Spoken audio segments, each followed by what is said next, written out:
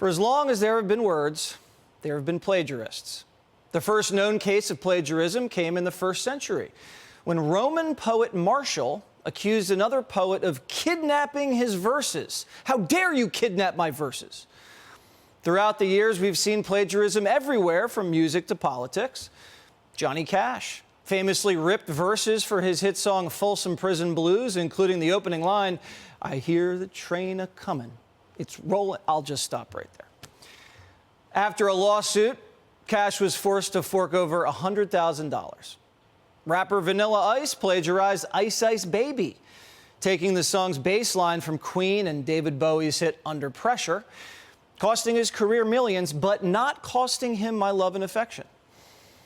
And then there was Joe Biden, who plagiarized his way to the top. The notion that every thought or notion or idea you'd have to go back and find and attribute to someone, I think is, quite frankly, ludicrous. I was wrong, but I was not malevolent in any way. When Biden wasn't plagiarizing papers in law school, he was stealing lines from other politicians.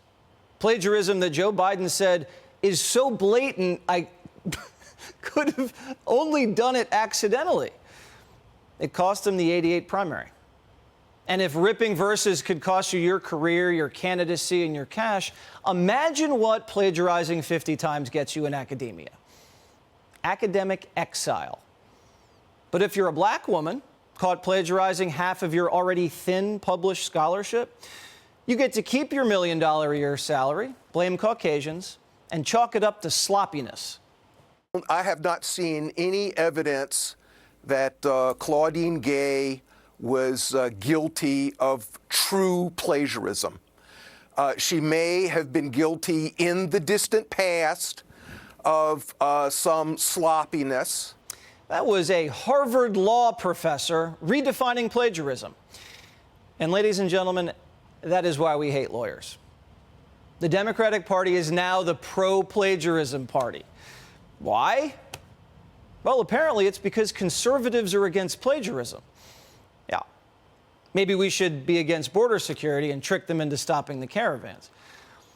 The AP says Harvard president's resignation highlights new conservative weapon against colleges: plagiarism. You hear that, conservatives? We have a new weapon. It's called noticing stealing. Democrats hate when people notice stealing.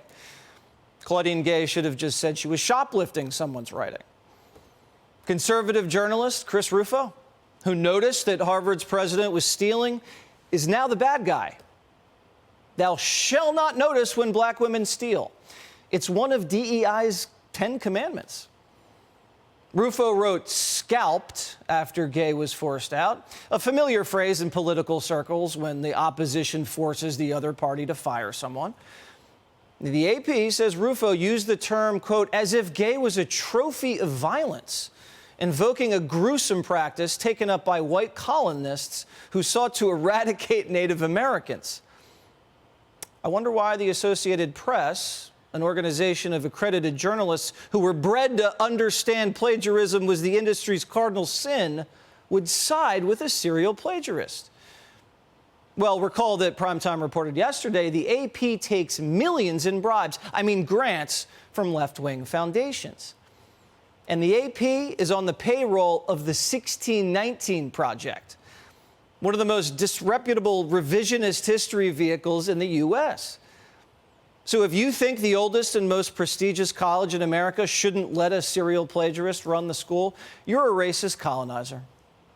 You see, plagiarism isn't the crime. It's pointing it out. And hilariously, Claudine Gay just published a piece in the New York Times calling herself a hero. Gay says by courageously stepping down, she's denying the demagogue's victory. Gay calls the attacks on her coordinated, as if this was some well-planned, well-orchestrated, sophisticated campaign like the collusion hoax, when all she did was bomb a congressional hearing and draw attention to herself. 2 reporters sniffed around and found she plagiarized 50 times. And by the way, that hearing, she calls it a well-laid trap that she fell into. The woman prepared for a week for an anti-Semitism hearing with the brightest lawyers in the land and didn't know she'd be asked about the Jews? Gay says she didn't plagiarize. She merely duplicated other scholars' language without proper attribution. Your Honor, I did not shoplift. The handbag was blown onto my shoulder by an overzealous air conditioning unit, and I walked out of the store unaware. Now, Gay says she was being attacked because white Americans are anxious that the country's browning. Do I look anxious? Apparently, Gay thinks that noticing stealing makes you racist. No wonder the left thinks cops are racist. Gay worked her way to the top by stealing, kind of like Liz Warren, the Senate's chief identity thief. So these are the rules. If you hire a person of color who blows up your institution, you have to keep them around. Because treating them the way everybody else would be treated is an attack on diversity. This is an attack on diversity. This is an attack on multiculturalism. The fact that she's a black woman and the first person who is a black American to lead Harvard only added to their thirst to dethrone her. And, you know, those attacks, I don't have to say that they're racist because you can hear and see the racism in the attacks. You can smell the racism. The NAACP says if Gay was a white woman, she'd still have her job. When 3 presidents go to Capitol Hill and they testify, it is the black president, the black woman president, the president of Harvard, whose entire academic career is put under a microscope. This is not about plagiarism. It's really about an attack on higher education, an attack on diversity. Okay, well, let's put that to the test. Just this summer, the white president of Stanford was forced to resign for faulty research. The University of South Carolina president, a white man, had to resign after plagiarizing just one speech, not 50, one. Even the president of UPenn, Liz McGill, a white woman, pretty white, was forced out after she flunked the same hearing Gay did. Gay got let off easier than all of these whites. She got to keep her $1 million salary and her job at Harvard. Everybody else got canned and couldn't keep the money. If anything, Gay was treated better. So what's next? Well, liberals say the next president of Harvard must be a black woman.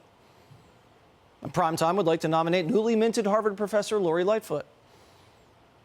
And you can find a well-qualified black woman. There's hundreds of them. No one has a problem with that. But hiring should be based on an array of factors. Making diversity the top factor without regard for merit, just so you can hire a radical liberal, is a con job that just keeps blowing up in our faces. Biden's Supreme Court nominee couldn't say what a woman is. His vice president can't even say anything coherent. Smart money says DEI is DOA. Wall Street's Bill Ackman, a Harvard guy involved in the Gay scandal, says this diversity, equality, and inclusion push have just become reverse racism with no payoff. The only payoff goes to Al Sharpton and his little patronage mill. From Sharpton to Biden to Gay, we've learned our lesson. Never hire a fraud, no matter what color. Hey, Sean Hannity here. Hey, click here to subscribe to Fox News YouTube page and catch our hottest interviews and most compelling analysis. You will not get it anywhere else.